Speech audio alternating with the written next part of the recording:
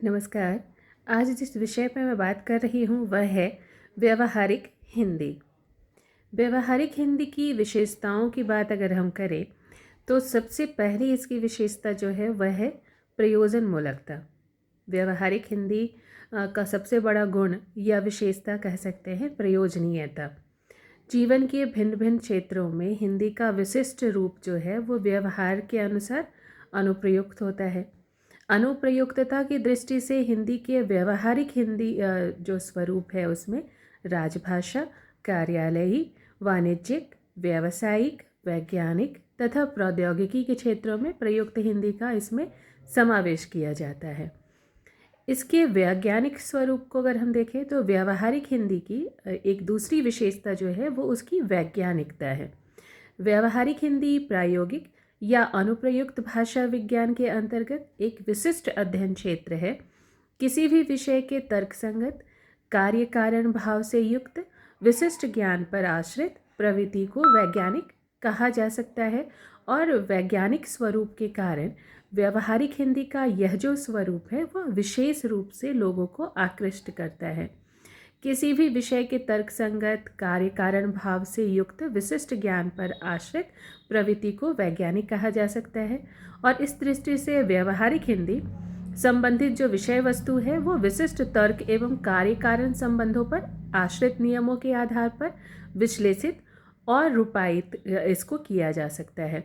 व्यवहारिक हिंदी की अध्ययन की बात अगर हम करें तो जिस तरह से हम लोग व्यवहारिक हिंदी के अध्ययन पर हम लोग जब ध्यान देते हैं तो इसके अध्ययन और विश्लेषण की प्रक्रिया विज्ञान के विश्लेषण एवं अध्ययन प्रक्रिया से अत्यधिक निकट है। यह निकटता हमें दिख जाती है और व्यवहारिक हिंदी का मुख्य आधार पारिभाषिक शब्दावली और तकनीकी का प्रयोग है जिन्हें विज्ञान के नियमों के अनुसार सार्वकालिक तथा सार्वभौमिक कहा जा सकता है। तीसरी विशेषता है सामाजिकता। हिंदी की व्यावहारिक जिसको कहा जाता है मूलतः सामाजिक गुण इसकी विशेषता है।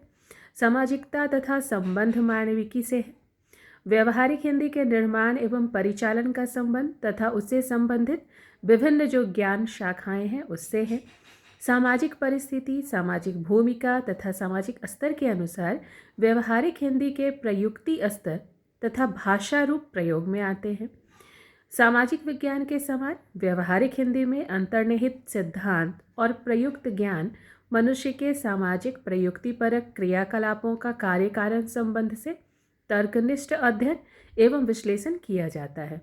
अतः व्यावहारिक हिंदी जो है वो सामाजिकता के तत्व को और विशिष्टता उसमें देखा जा सकता है। सामाजिकता की विशिष्टता इसमें विद्यमान है। भाषिक विशिष्टता की बात करें तो व्यावहारिक हिंदी की स्वतंत्र सत्ता है और इसकी जो महत्ता है उसको रूपायित करके भाषिक विशिष्टता उसे सामान्य या साहित्यिक हिंदी से अलग करती है। अपने शब्द ग्रहण करने की अद्भुत शक्ति के कारण व्यावहारिक हिंदी में अनेक भारतीय तथा पश्चिमी भाषाओं के शब्द भंडार को आवश्यकता अनुसार ग्रहण कर अपनी शब्द संपदा को बढ़ाया है। व्यावहारिक हिंदी में तकनीकी एवं पारिभाषिक शब्दावली का प्रयोग अनिवार्य रूप से विद्यमान है जो उसकी भाषिक विशिष्टता को रेखांकित करता है। व्यावहारिक हिंदी की भाषा सटीक, सुस्पष्ट, गंभीर और सरल और एकार्थक होती है। इसमें कहावतें, मुहावरे, अलंकार, उक्तियाँ आदि का प्रयोग नहीं किया जाता। इसकी भाषा संरचना में तटस्थता, अस्पष्टता, निर्वैयक्तिकता स्पष्ट रूप से विद्यमान रहती है। इसका प्रयोग बाहुल्य दिखाई देता है। इस प्रकार से व्यावहारिक हिंदी में जो भाषिक विशिष्टता और विशिष्ट रचना धर्मिता दृष्टिगत होती है वह बोलचाल की हिंदी तथा साहित्यिक हिंदी में दिखाई नहीं देती है। व्यावहारिक हिंदी को प्रयोजनमूलक हिंदी, कामकाजी हिंदी तथा जो इसको कार्यालयी हिंदी कहा जाता है भी कहा जा सकता है। व्यावहारिक हिंदी का अर्थ है दैनिक जीवन में प्रयुक्त होने वाली हिंदी। यह नहीं है बल्कि यह प्रयोजनमूलक हिंदी की तरह किसी विशेष प्रयोजन के लिए इस्तेमाल होने वाली भाषा है। संकुचित अर्थ में अगर देखा जाए तो व्यावहारिक हिंदी को बोलचाल की हिंदी कहा जा सकता है, परंतु बृहद अर्थ में यह जो विविध क्षेत्रों में प्रयुक्त होने वाली हिंदी उसको ही हम व्यावहारिक हिंदी कहते हैं। हिंदी के संदर्भ में कुछ विद्वानों ने व्यावहारिक हिंदी की अपेक्षा प्रयोजन मूलक हिंदी या कामकाजी हिंदी नाम अधिक उपयुक्त माना है। वहीं दूसरी तरफ कुछ विद्वान जो हैं वो प्रयोजन मूलक हिंदी से यह कहते हैं कि यह लगता है जैसे कोई ऐसी हिंदी है जिसको निष्प्रयोजन भी कहा जा सकता है। तो विद्वानों में भले ही मतभेद हो, परंतु एक तरह से यह दोनों ही समानार्थी हैं। व्यवहारिक हिंदी की परिभाषा पर अगर ध्यान दें तो जीवन के विविध कार्य क्षेत्रों से संबंधित प्रयोग होने वाली जो हिंदी है उसको व्यवहारिक हिंदी कहते हैं। हिंदी के व्यवहारिक होने का अर्थ है हिंदी को प्रशासन और व्यवसाय के कामकाज के प्रयोग की भाषा बनाना। किसी व्यवसाय या कार्य क्षेत्र के लोगों के द्वारा उस व्यवसाय या कार्य क्षेत्र के प्रयोजन के लिए इस्तेमाल की जाने वाली जो भाषा है उसको व्यवहारिक हिंदी या प्रयोजन मूलक हिंदी कहते हैं। हम जानते हैं कि जो दैनिक जीवन है उसमें हमारी विभिन्न भूमिकाएं होती है, पारिवारिक होती है, व्यावसायिक होती है। तो हमारा भाषा व्यवहार इन्हीं भूमिकाओं के आधार पर बदलता रहता है। जिस तरह की भाषा में हम अपने घर वालों से बात करते हैं वैसी भाषा में हम अपने शिक्षक से बात नहीं करते, अपने सहपाठियों से, सहकर्मियों से उस भाषा में बात नहीं करते, क्योंकि जहाँ पहले व्यवहार में अनौपचारिकता होती है वहीं दूसरे व्यवहार में औपचारिकता होती है। तो व्यवहारिक हिंदी में औपचारिकता के अलावा दूसरी महत्वपूर्ण बात जो है, जो इसको सामान्य भाषा से अलग करती है, वह है इसकी विशिष्ट शब्दावली। उस स्थान या कार्यालय विशेष में कार्यरत सभी लोग जिस शब्दावली का व्यवहार करते हैं वह बाहर या आम जीवन में प्रयुक्त नहीं होते। जैसे डॉक्टर, वकील, पत्रकार, वैज्ञानिक, व्यापारी, इन सबके जो कार्य क्षेत्र हैं और उनसे संबंधित जो भाषा है उनका जो विशिष्ट भाषा का स्वरूप है वह प्रयोजन मूलक या व्यवहारिक हिंदी कहा जाता है। वास्तव में सामान्य भाषा और विशिष्ट भाषा एक ही होती है, किंतु शब्दावली और संरचना की दृष्टि से दोनों अलग हो जाती हैं। हिंदी के संदर्भ में व्यवहारिक या प्रयोजन मूलक विशेषण का प्रयोग अपेक्षाकृत कहा जा सकता है कि नया है। इसका ऐतिहासिक कारण दरअसल यह नई घटना है। हिंदी भाषा और उसकी बोलियों का साहित्यिक और बोलचाल के रूप में जितना पुराना रूप हम देखते हैं उतना व्यवहारिक और प्रयोजन मूलक हिंदी का नहीं है। हालांकि वाणिज्य और व्यापार की भाषा के रूप में हिंदी काफ़ी समय से देश की संपर्क भाषा के रूप में स्थापित है, लेकिन आधुनिक काल में आकर उसने कई नए दायित्वों का भी वहन किया है।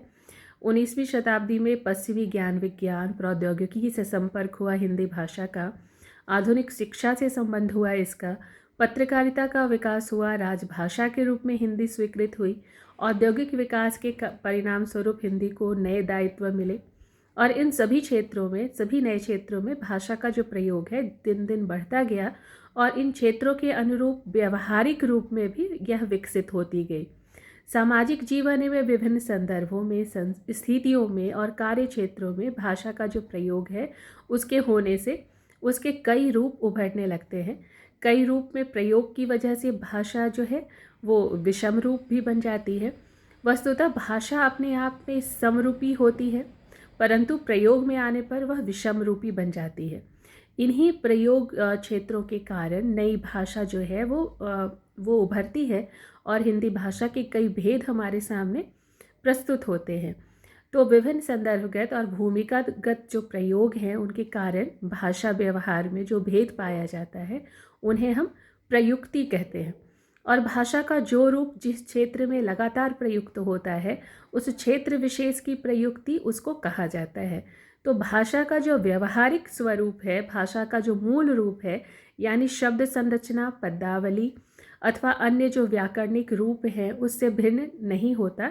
व्यवहारिक भाषा के विविध रूप जो है वो इन प्रयुक्तियों से निर्धारित होते रहे हैं। यहाँ यह बात ध्यान देने की है कि भाषा के सभी रूपों में प्रयुक्ति का प्रयोग होता है, लेकिन प्रयुक्ति के सभी रूप व्यवहारिक हिंदी के रूप नहीं है। खास करके साहित्यिक हिंदी और सामान्य व्यवहार या बोलचाल की भाषा, क्योंकि इन दोनों में व्यापक छूट होती है। ज़रूरत के अनुसार किसी भी क्षेत्र की प्रयुक्ति का इसमें प्रयोग किया जा सकता है और साथ ही सामान्य बोलचाल की भाषा अनौपचारिक होती है और जो व्यवहारिक हिंदी जिसे कहा जाता है वो औपचारिक रूप में हमारे सामने होती है। तो सबसे बड़ी जो विशेषता है इसकी व्यवहारिक हिंदी की, उसको हम प्रयोजन मूलकता कह सकते हैं, या जिसको कार्यालयी भाषा के रूप में हम जानते आए हैं। धन्यवाद।